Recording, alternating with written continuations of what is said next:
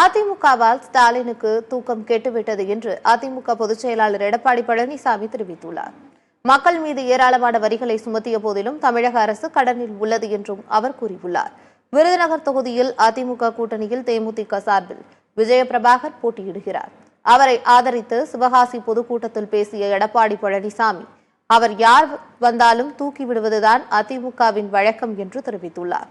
ஸ்டாலினும் உதயநிதியும் எங்கே சென்றாலும் தன்னை பற்றியே பேசுகிறார்கள் என்றும் அதிமுகவால் அவர்களுக்கு தூக்கம் போய்விட்டது எனவும் எடப்பாடி பழனிசாமி தெரிவித்துள்ளார். மத்திய அரசும் மாநில அரசும் பெட்ரோல் டீசல் விலையை குறைக்காமல் நாடகமாடுகின்றன என்றும் மக்கள் மீது ஏராளமான வரிகளை சுமத்திய போதிலும் தமிழக அரசு கடனில் உள்ளது என்றும் அவர் தெரிவித்துள்ளார். இன்றைக்கு விடியா திமுக அரசு அமைஞ்ச பிறகு வரி போடாத பட்ஜெட்டை தாக்கல் சொல்றாங்க.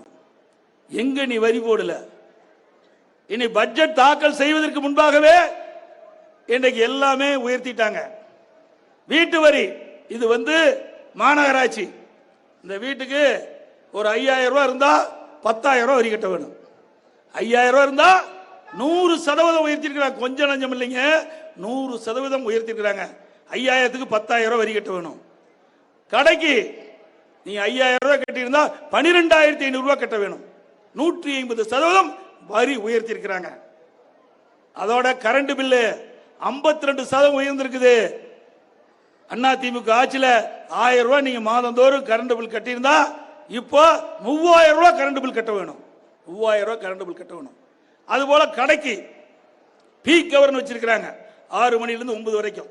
அதுல டபுள் சார்ஜ் கட்ட வேணும். இப்படி மின் கட்டணத்தை மக்கள் தாக்கு பிடிக்க முடியாத அளவிற்கு மக்கள் தலையிலே சுமத்திய அரசாங்கம் தான் இன்றைக்கு விடியா திமுக அரசு. அதோட விட்டாங்களா? தண்ணி வரியை ஏத்திட்டாங்க, குப்பைக்கு வரி போட்டாங்க. இவ்வளவுக்கு வரி போட்டுட்டு வரி இல்லாத பட்ஜெட்டை தாக்கல் பண்ணாராம். எப்படி ஒரு நாடகத்தை அரங்கேறிக்கிறாங்க பாருங்க, எப்படியெல்லாம் மக்களை ஏமாத்துறாங்க பாருங்க. இவ்வளவு வரியும் போட்டு இன்னும் கடன்ல தான் இருக்குது இந்த அரசாங்கம். அதே போல கேப்டன் அவர்களும் திரைப்படத்தில் தோன்றி தனக்கென்று முத்திரை